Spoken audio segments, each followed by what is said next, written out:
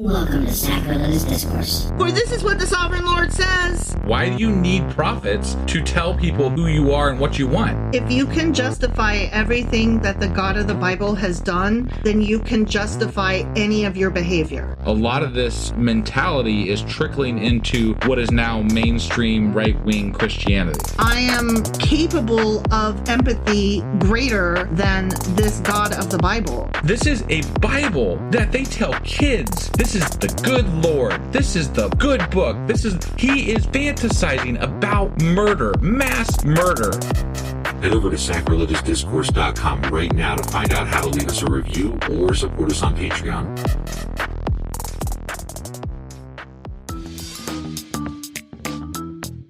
Hey there, sinners and saints. It's your favorite Bible-bashing duo from Sacrilegious Discourse, and we need your help. That's right, folks. We're raising funds for some heavenly equipment and a studio that doesn't sound like it's in the depths of hell. Our current setup, let's just say it's more apocalypse than audiophile. So if you want to hear us dissect the Bible without the background noise of demonic squirrels, chip in a few bucks. We're aiming for $5,000 to upgrade our audio and build a studio worthy of blasphemous banter.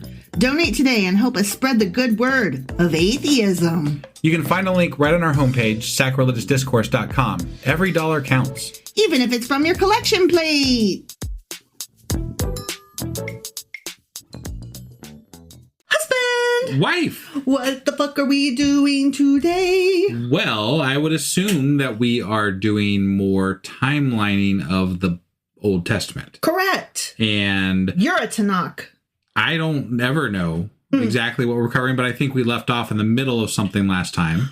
We were in the middle of the Deuteronomistic history, and we did Deuteronomy, and then we did, do you know what comes next? No. Joshua. There we go. First and second. Oh, wait, no, there's only one judge.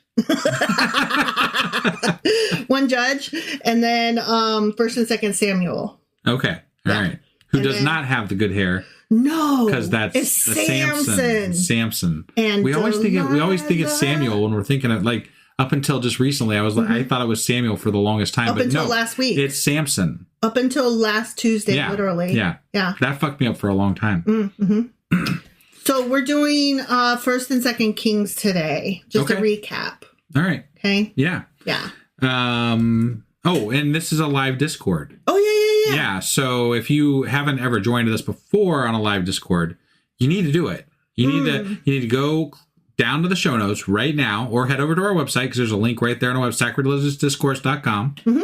Head over there, go to the show notes, one of the two, and then join us on Discord. Tuesdays at 10 p.m. Eastern, and make fun of me for getting overly emotional over an episode of Star Trek.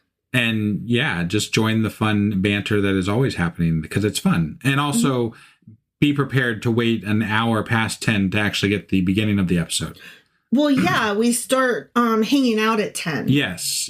And then the show starts 45 minutes to an hour later. So anywhere between 10:30 and 11 p.m. Right. It just we have no plan. Right. Like kind of like how we do these episodes. No plan. Yeah, no plan. Because we're professional like that.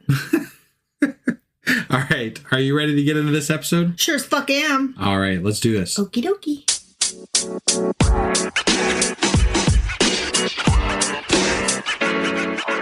All right. We are wrapping up the Deuteronomistic history by jumping into First and Second Kings. Okay? Okay. And do you have an idea of when First Kings took place? Like when it's supposed to have occurred? Where the stories are in time? I don't know exactly. Okay. If I had to guess, I would say from like about 1000 BCE to 300 or 400. I'm sorry, no. 600 or 700. I mean, that's a large, like 400-year swath of history, but you're kind of right, because it is supposed to have occurred in the 10th and 9th centuries BCE. Oh, okay. So I was around about ish. Correct-ish. You were. Okay. You were, kind of. I mean, you had the right idea. You were in the right neighborhood. Yeah. Which that impresses me, honestly. First Kings took place in Jerusalem, in Solomon's court during the temple construction. Yeah.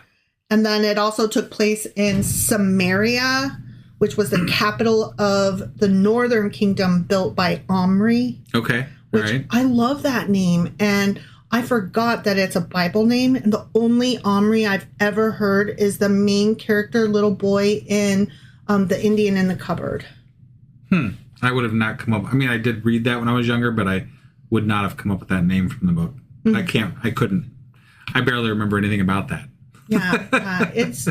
It's outdated in its use of terminology, but it's a great story overall. Yeah. But, the main character's name is Omri, which, knowing now that name came from the Bible, kind of makes me want to go back and reread it from that perspective. Dan and Bethel is another place where First Kings takes place. It's with the northern worship centers that were created by Jeroboam. Okay. And in Phoenicia, we've got Elijah versus Ahab via the Jezebel ties. Okay. And then Mount Carmel for Elijah's confrontation. All right. Like, is any of this ringing a bell? I mean, some. Yeah, I know. Same for me. Like, maybe. Right. This is the time frame when the kingdom super splits. So we've got Judah in the south, and that leads to Jerusalem. We've got Israel in the north, which is Shechem, then Tirzah, and then Samaria. Right. And they had a giant cow, if I recall correctly, at some point. I don't know when that came about. Yeah. But there was a giant calf, like, statue in their land. Hearkening back. Right. Yeah. But because don't. They definitely did reference that at some point. Yeah, they did. They did. The main players in First Kings, we've got quite a few here because it covers a large swath of history. Yeah. You know? We've got Solomon. He was the wisest king of Israel, whose wealth and wives ultimately lead him astray. The ultimate wise guy. You're stupid. I like how the summary is that he was led astray, not that he went astray. Right. Because he couldn't possibly. He was both really smart and awesome, but a fucking simpleton that could be led anywhere because men follow their dicks. Yeah. So men are both strong, but also so weak and dumb, depending on which one it is. It's funny because that idea that kind of pops up here and there in the Bible of women being able to lead men astray and the whatnot, honey-lipped vixens. it gives a lot of power to women that they don't necessarily comment further than that on. Right. But you're lending women a lot of power. You're just not saying that. Well, it's also like men having it both ways. They get to both be the hero and the victim all at once. Yeah. Depending on which one's more convenient. No. They're either the strongest or they're just simple children. They're definitely scapegoats. But I mean, if you're going to say it, then you either have... You know what I'm saying? Like, you can read into it like, well, those women are pretty strong, women must right? Be, wow, they must be so magical because they could just wink at you and your dick just starts moving of its own accord across the room and you just follow your dick. Right. You know, like, wow, that's some magic right there. Right. I just feel like that's part of how misogyny hurts men because it makes men out to be these dum-dums that can't think. Right. Like, really? That's how you want to be perceived, right? Some men actually do want to be perceived that way. Because you'll hear men talk about how, well, I just, she was too beautiful. I couldn't do any, blah, blah. I couldn't help myself. Yeah, like it's this weird talk like they themselves grant women this extraordinary power over them that is an excuse for how they're acting. Right. You know what I mean? Like, because they've been given permission by society. Right. And by through their church even, like through the Bible. Yeah. So, I mean, it's a built-in excuse that sadly has been propagated for millennia. Like, I just always want to look at men who use that excuse and be like, wow, you're pretty weak and stupid. Right. Like, yeah. It's kind of like in a lot of 80s movies where, oh, let's distract the guard. I know, we'll send in the hot chick and all she has to do is act sexy, show a little titty and wink at him and he'll totally just like, let her in because she's hot and sexy. Right. And I'm like, are men really that stupid and easily duped by hot girl with tits? Like, I mean, are they? Are men probably really? most, yeah. Really? Yeah. That makes me sad for men in general and humans across the planet specifically. If that's true. If that is true, then it's no wonder. It's amazing that we have gotten to the moon, and it's no wonder that we are dooming the planet. That's why the women in science have pocket protectors and not low-cut, clothing so that the guys can still do their work. Oh, yeah. Okay. And they don't wear short skirts. They wear their lab coats covering their sexy bodies. Right. We don't want to distract the men. Exactly. By showing shoulders and ankles. Yeah. Jesus Christ.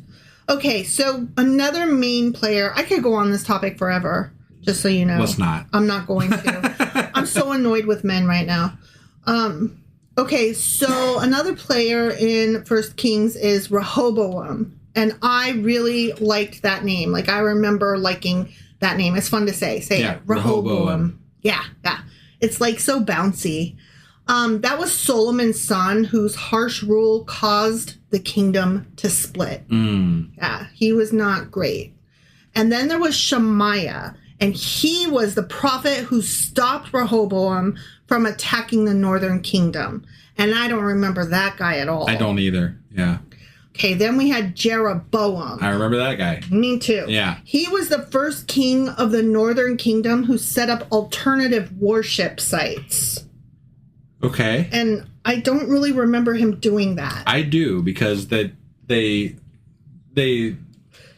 set up other areas other than the main temple where people could take their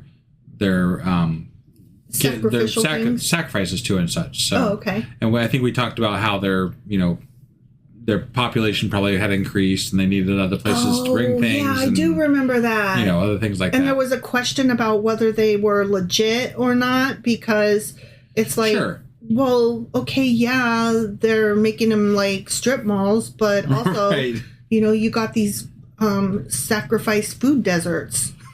You got to put one out there so that the people can, Right, but then the questions of logistics coming in, because like once you get into this day and age, right, and you have airplanes and everything, you can go across the sea, right? Yeah. I mean, do you really need to bring your calf all the way back to Jerusalem to do your sacrifice? Like, exactly. It gets a little hairy, cumbersome to follow the rules, Yeah. So you gotta keep up with the times, God. Right? Yeah. It's almost like God doesn't know how to adapt, and it's almost like God is not omnitemporal or real. Yeah. So then we've got Jehu, son of Hanani, and I just love everything about that. It sounds like a Jehu Nani, like it just sounds like a song, like it's going to be a song or from something, Monty Python. Yeah, right. Yeah. He was a prophet who denounced Baasha and predicted his own downfall. Okay. Like, I don't remember that guy. Right. At all. Then we had Elijah, and he was the fiery northern prophet who challenged kings like Ahab, and he called down fire from heaven to defeat Baal's prophets on Mount Carmel. That Elijah, let me tell you. Right, yeah. He got a whole bunch of stuff done. He did, yeah. Then we had Ahijah, the Shilonite. Okay. He was the prophet who tore a cloak into 12 pieces and predicted the kingdom split. And I kind of remember that, but I didn't remember that his name was Ahijah, the Shilonite. Okay. At all. Did you remember him? No. Okay. Not at all. Then we had Ahab. I remember him because I would always say, call me Ishmael. Ahab was infamously the wicked northern king married to Jezebel. Yeah. Yeah, he was. And we talked a lot about Ahab at Jezebel. Mm-hmm. Yep. And then, of course, we had Jezebel, who was the strong-willed Phoenician queen who promoted Baal worship. And I do remember that. Right. Yeah. They didn't like Baal. She was a baddie. Mm-hmm. So basically what happened in First Kings was Solomon's reign was like the big deal. And the kingdom split into Israel in the north and Judah in the south afterward. Okay. Yeah. During that time period, Solomon built the temple. We get Solomon's downfall due to idolatry. We get the kingdom dividing. We get the rise of the prophets, especially Elijah. And we get Ahab versus Elijah. Got it. Okay. Yeah. Authorship of First Kings is attributed to Deuteronomistic historians using royal annals, prophetic stories, and archival materials. Okay. Solomon is portrayed as wise, but corrupted by wealth and foreign marriages. Because, again, men aren't responsible for their own brains. Right. They don't have good brains. Yeah. They're big dum-dum heads. Right. Elijah's showdown on Mount Carmel is a major highlight in First Kings. Like, it's a huge event. Got it. Okay? So that was First Kings. Okay? Yeah. So then we got Second Kings. Okay? Okay. This one occurred between the 9th and the 6th centuries BCE. Oh, see? Yeah. I got the whole time frame. You had the whole time frame. You basically said from the beginning to the end. So yeah, you covered the whole thing. Right. You're smart. It ended with the Babylonian exile in like 587 to 586 BCE. Okay. Got it. Yeah. So that's a large swath of time that Second Kings is meant to have covered. And it ended with the Babylonian exile. Yeah. Okay. It occurs in several different places. We've got the Southern Kingdom, the Northern Kingdom, foreign empires, and then it ends in Babylon. Okay? Okay. So in the South, in the Southern Kingdom, which is Judah, we've got Jerusalem, which is the central city, Lachish, which is the Assyrian siege, and then Negev, which we have various campaigns occur. Yeah. Okay?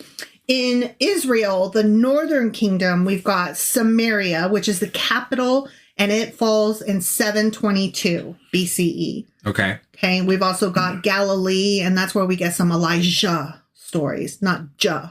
Got it. Yeah. Okay. With the foreign empires, we've got Assyria. Assyria, huh? Assyria, who takes Israel. Then we've got Babylon, who takes Judah. Okay. Okay. Yep. And again, this book ends in Babylon, where King Joaquin. Yeah, that guy. I always say it wrong. Joaquin. I can't say it, and Brady always makes fun of me for how I say it.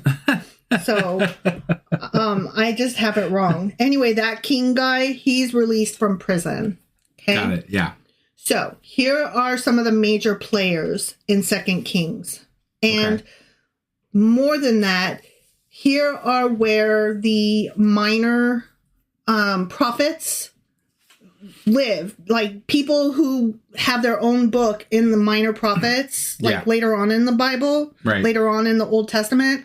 I brought them here, okay, to show, no, this is where they belong. Got it. Not in a separate book, like several books later. Because we're timelining. We're timelining chronologically, okay? So we've got Elisha, which was Elijah's successor. And he was known for miracles, healings, and political interventions and miracle working. And he was that prophet. Okay. And I remember him. So that's cool. He's a big character. Yeah. So we've got Micaiah, the son of Imla. Sometimes capital I's look like L's, look like lowercase L's. Got it. You know what I mean? It's just like a stick. And you're like, is that a capital I or is that a lowercase L? So it's either Imla or Imaya, but I think it's Imla. It's in the middle of the word, so it's probably an L. So it's probably Micaiah, son of Imla. Got it. That's what I'm going with. Yeah. Okay. He was the lone prophet who predicted disaster when 400 court prophets were saying victory. Got it. I do remember that, actually. I don't remember him at all. So there's so much of this I don't remember that I feel like, God, did we even read the Bible? What were we doing all this time? A lot of it was a long time ago at this point. And I don't retain shit. So, I mean, really, honestly, it's surprising anytime I do remember something. Right. That's the way we should be talking about this. Not what did wife remember? Yeah. That we should have a whole other series. I mean, you could just be taking notes at home because I'm not starting over again. All right, so we've got Jonah, son of Amittai. Okay. And Jonah, he's later on, right? Like, he's later on in the Bible. But so this is the fish guy. The fish guy, yeah. Okay, the whale guy. Yeah. He's briefly mentioned during Jeroboam the Second's reign in the northern kingdom, 8th century BCE, as a minor prophet of restoration. So this is when he lived. Okay. And that makes sense because he ended up going to the northern kingdoms to confront the Samaritans. Yes. When he was doing his preaching. He didn't do it happily. Right. I remember his story. Yeah. But that makes sense because he did confront the northern kingdom. So right. Yeah. Right. Yep. So, then we've got Hezekiah. He was the righteous king of Judah who resisted Assyria, and he reformed worship for a little bit. Okay. Then we've got Nahum. And you missed that one. Yeah, I miss him. Yeah. He was one of the minor prophets, and he comes later, but no, he lived during this time. Okay. All right. He was a minor prophet under King Josiah, who celebrated the downfall of Assyria, Judah's longtime oppressor. Okay. He prophesied the fall of Nineveh, which happened in 612 BCE. Around the same time, 2 Kings is describing Josiah's reforms. Okay. All right. So he would have been living during this time period. Got it. Okay. Then we've got Josiah. He was the reforming king who restored the law and renewed covenant worship. Okay. Then we've got Zephaniah, and he's one of the minor prophets who, was later in the Bible. Yeah. But he lived during this time period. Okay. He was a royal descended minor prophet during Josiah's reign, between 640 and 609 BCE, and he called for purification before God's coming judgment. Okay. We've got Huldah. Hold the door. Yeah, that guy. Okay. I cannot help it. If you saw Game of Thrones, Right. Yeah, and you cried, and you were also like, oh, that's why he's called that. Right. Yeah, that was a good episode. It was.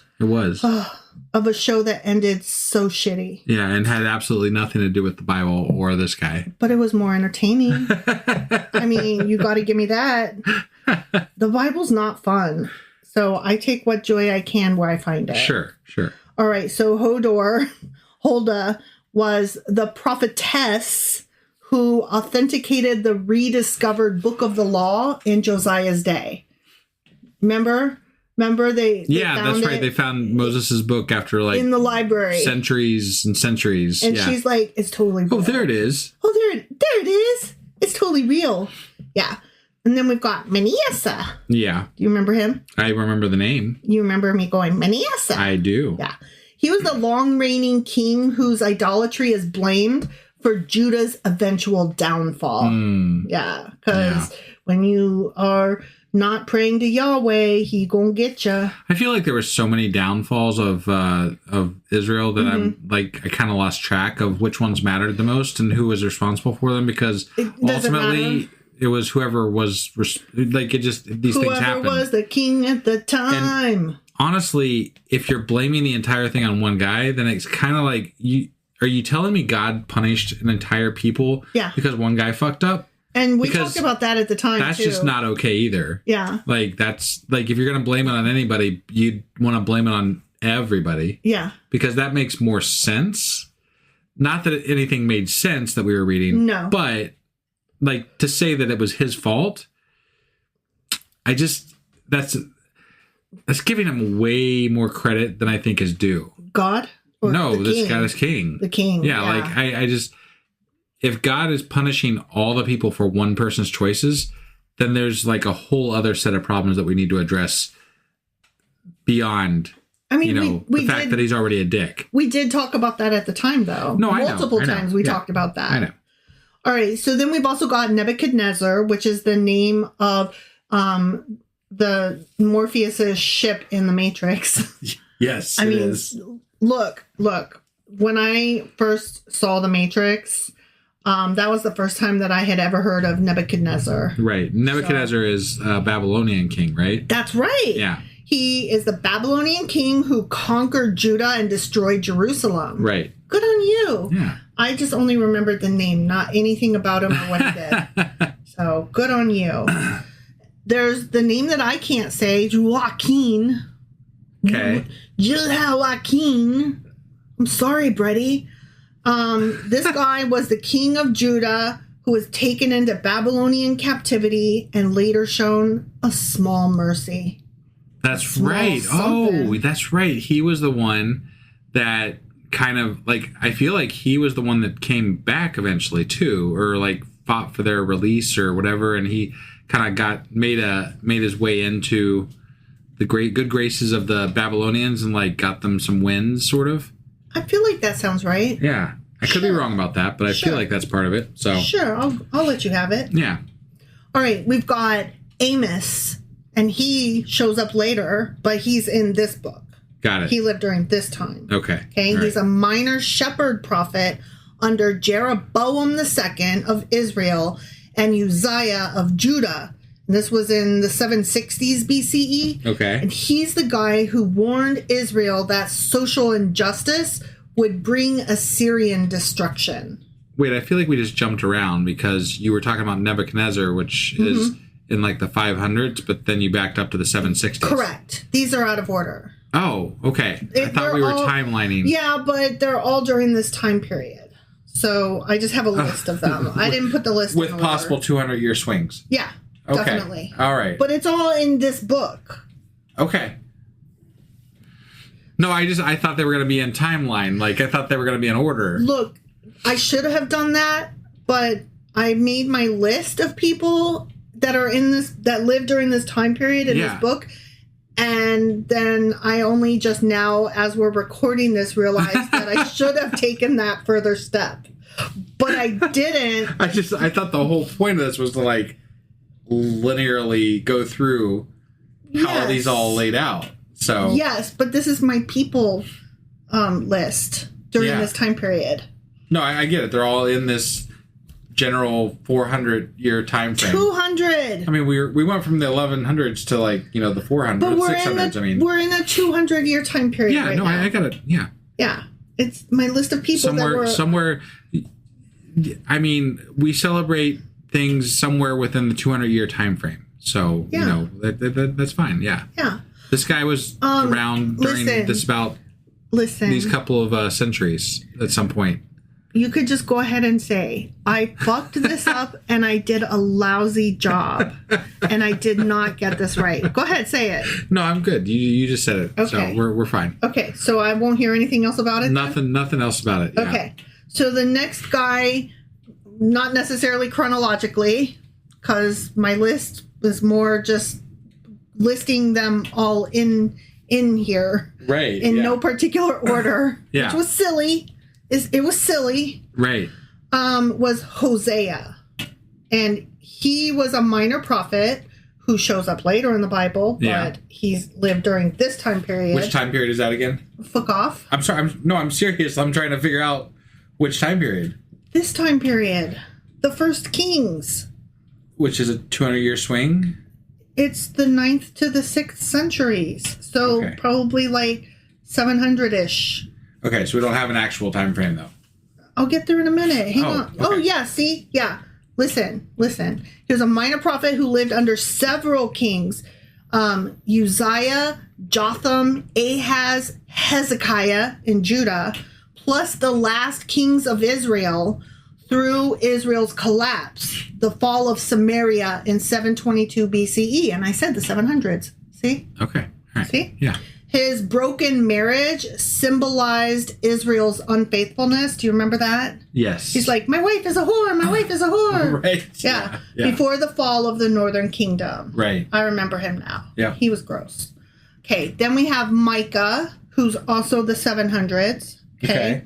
He was a rural minor prophet. Remember, he gets his own book later, but he lived during this time period. Okay. He's a rural, sixth, rural. I have such a hard time. I can't say things. You say it. Rural. Fuck you. A rural Sixth minor prophet under kings Jotham, Ahaz, and Hezekiah between 740 and 700 BCE, who warned Jerusalem would fall if injustice continued. Okay? Got it. He's Yeah. like, don't keep on. Right. Nobody listened. No keeping Poor on, Micah. keeping on. Then we've got Habakkuk. Habakkuk. Okay. And Hold on. You missed part of that whole thing. Habakkuk. Cuckoo-ca-choo. There you go. Habakkuk-ca-choo. Yeah. You're right. I did. Yeah. How could I forget that? I don't know.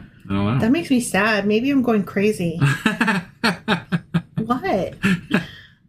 So Habakkuk-ca-choo was a minor prophet who questioned why God used Babylon as an instrument of judgment just before Babylon conquered Judah in late 7th to early 6th century BCE. He prophesied at the moment the Deuteronomistic history narrative reaches its climax, which is the Babylonian threat. Got it. Okay? Right. So he's like one of the last prophets of Sure. that time period.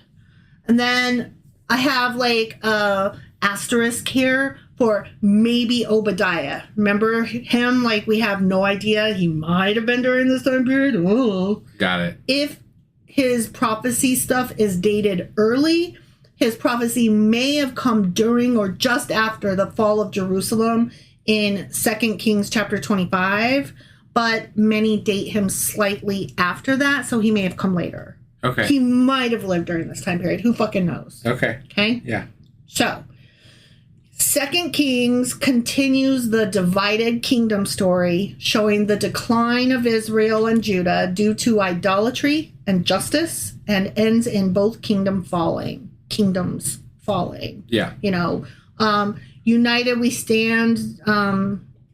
What is that? Like Divided we fall? Divided. That's the word I was looking for. Yeah. And that's exactly what happened to them because they were dumb. I mean, yeah. They couldn't get their shit together, and they had shitty kings, and they got conquered. I mean, I think this goes for any group of people, any time ever.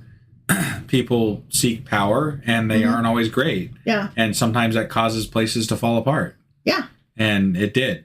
Yeah. And things like that still happen. No, even true. to this day. True. So. To this day. We've got the ministry of Elijah, the fall of the northern kingdom, which is Israel, to Assyria in 722 BCE. We get the reforms of Hezekiah, the reforms of Josiah, and the fall of Jerusalem to Babylon in 586 BCE. Right. Authorship of this book is generally attributed to Deuteronomistic historians writing after or during the exile. Okay. So that's when they stapled this shit together. Got it. It ends on a small, hopeful note because that guy whose name I can't say, you say it. What? Joaquin. Joaquin? Brady said it's not Joaquin. It's not. Well, okay. So I don't know how to say it if it's not Joaquin. Joaquin. Joaquin? I don't know. Joaquin. I'm just guessing. Yeah. Anyway, he is released from prison in Babylon. So we're supposed to be like, oh, that's a good way to end that book. Yeah. Okay. Yeah. It shows the Deuteronomistic theme, which is covenant loyalty equals survival and idolatry equals disaster. Yeah. And that's what you're supposed to learn from the whole Bible, really, but particularly 2 Kings. I suppose. I think what I learned is that some kings sucked and they lost power and then they lost battles and then they got conquered. Mm-hmm. And that sucked for some people. That's what I learned. Yeah. Yeah. You know, like there's story, like I don't really read in the God stuff. I'm just like, I hear the politics behind it generally. Yeah. And then the God stuff is always like, whoa, that's you interpreted you that really believe history. that's why. Okay, that's weird. Yeah. You know, like it doesn't. Or that's culturally convenient for you. Yeah. Yeah. I mean, like it almost feels like God is usually like almost an afterthought in their stories. Right. Because they plug him in post whatever happened. A right? plug and play God. Yeah, well, it's the God gosh. to justify or explain what had happened or what was about to happen or whatever. Like this God was their way of saying this is why terrible or wonderful things happen, right? Right. And so it just gets inserted when they can't explain why things are so terrible or so great. You know, like it's just a tool. They just use God as a tool. Oh my gosh, that's hilarious, actually. Yeah. That should be a shirt. God is a tool. Yeah. Yeah, I think that should actually. I mean, I like that. It's pretty on the nose. It is. It is. You're on the nose. Was that all we had for this episode? Yes, it was. Okay. Okay. So we have completed the Deuteronomistic history reconstruction. Yeah, and those guys, they existed in a 200-year span. Fuck off. You said you weren't going to say anything else. I'm sorry, that's it. I'm done now. You said. So are we. So. In more ways than one, buddy. All right. That's all we got for today, I believe. Mm-hmm. And we do this section, the live one, once a week, Tuesdays, 10 p.m. Eastern. You know where to find it. Link in the show notes, our website. Go there, do the thing, join us, and we will see you next time. Bye.